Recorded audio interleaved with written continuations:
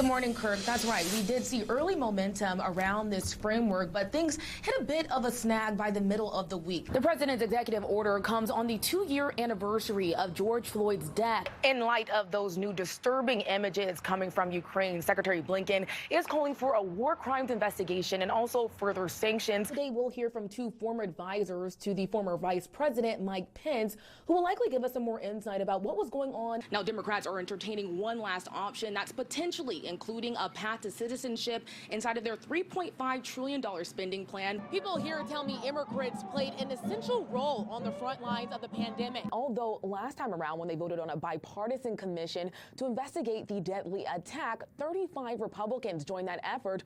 Only 2 supported yesterday's vote. Good evening. It definitely was. And we know this wasn't the first hearing looking into this topic, but it definitely was one of the most emotional. What is the White House's response to these new accusations, and are you at all concerned that it might taint public view as we go into hearings next week?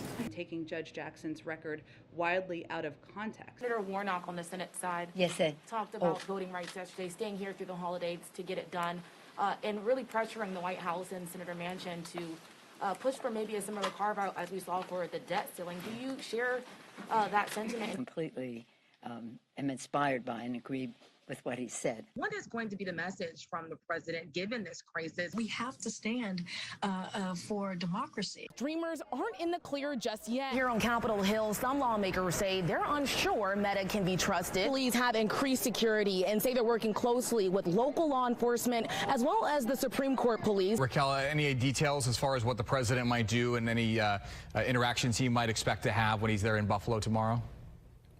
Well, we know that the president is no stranger to grief, so expect to see him consoling and comforting the families. Do you think that there is a path forward in Congress to get the funding needed in order to see this plan through? You're feeling better? I know you had affected recently. I've recovered and I'm antigen negative. What's interesting about this situation in particular is this used to be a bipartisan effort, voting rights. I guess, what is your interpretation of what's at play in this moment? Why have we seen such a dramatic switch? Now, it's important to note that the president did file lawsuits in each of those states, and 2 of them have already been dismissed. A CNN poll that was conducted just after the insurrection showed that 3 out of 4 Republicans believe that this election was illegitimate. So that is a tough crowd to try and convince otherwise. And we saw President Biden actually speak directly to those individuals in his inauguration address. The president is prepared to make tough decisions if it means the safe return of Americans. The State Department says President Joe Biden has signed off on a prisoner swap with Russia to bring WNBA star Brittany Griner home. My hope would be that in speaking to Foreign Minister Lavrov, I can advance the efforts. Secretary of State Antony Blinken says he plans to speak with Russia's top diplomat to discuss the potential deal in coming days.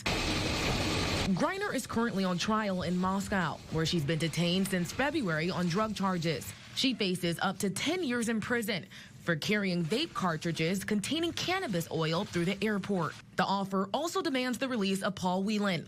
Whelan has been detained in Russia since 2018 and is now serving a 16-year sentence on espionage charges. We believe that this is a serious proposal, and we want the Russians to take it seriously as well. The White House is keeping a tight lip on the details. For success here, we're obviously not going to be able to share more publicly about the deal. But is likely offering up convicted Russian arms dealer Viktor Bout in the trade. Russia for years has called for his release. In 2012, Bout was sentenced to 25 years in U.S. prison.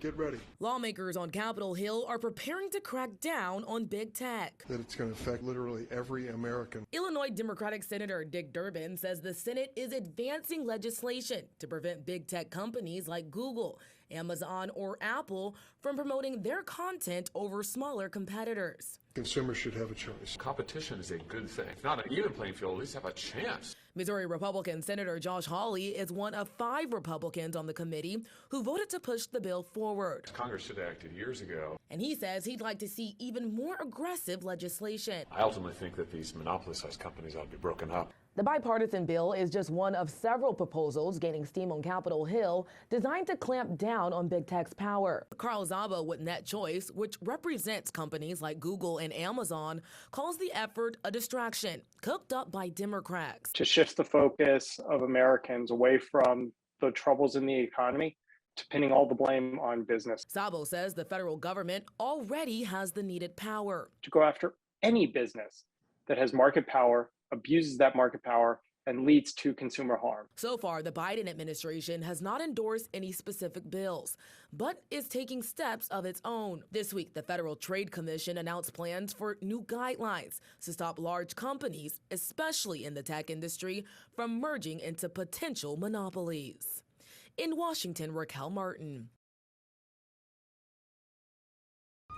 The bloody battle for Ukraine is intensifying as Russian forces are ramping up attacks across the country. Since the start of the war, the Office of the UN High Commissioner for Human Rights has recorded more than 4,000 civilians have been injured and nearly 2,000 killed. Friday, Ukraine's president said Russian forces are terrorizing Ukrainians. Right now, Zelensky is pleading for more aggressive sanctions against Russian oil to try and deter escalating attacks. He's also warning Putin may ultimately turn to nuclear warfare if the battle drags out, especially after Ukraine successfully sank Russia's Black Sea flagship Thursday. None of us can take lightly the threat posed. Thursday, CIA Director William Burns echoed concerns that after setbacks on the ground, Putin could pivot to Russian nuclear weapons. Given the potential desperation of President Putin and the Russian leadership. But adds the only current evidence is Putin's verbal threats. So far, we haven't seen a lot of practical evidence of the kind of deployments. In response to Zelensky's pleas, this week the Biden administration okayed another $800 million in aid to help Ukraine's military fight back. The package includes an additional 11 Mi-17 helicopters, 500 Javelin missiles, 300 Switchblade drones, and 100 armored Humvees. In Washington, Raquel Martin.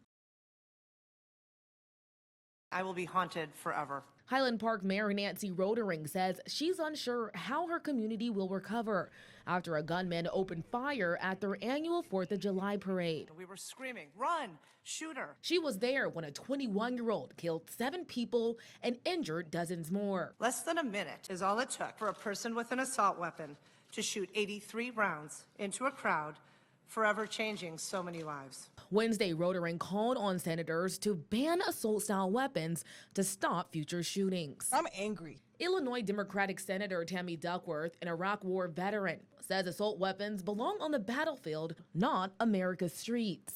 We can still hunt.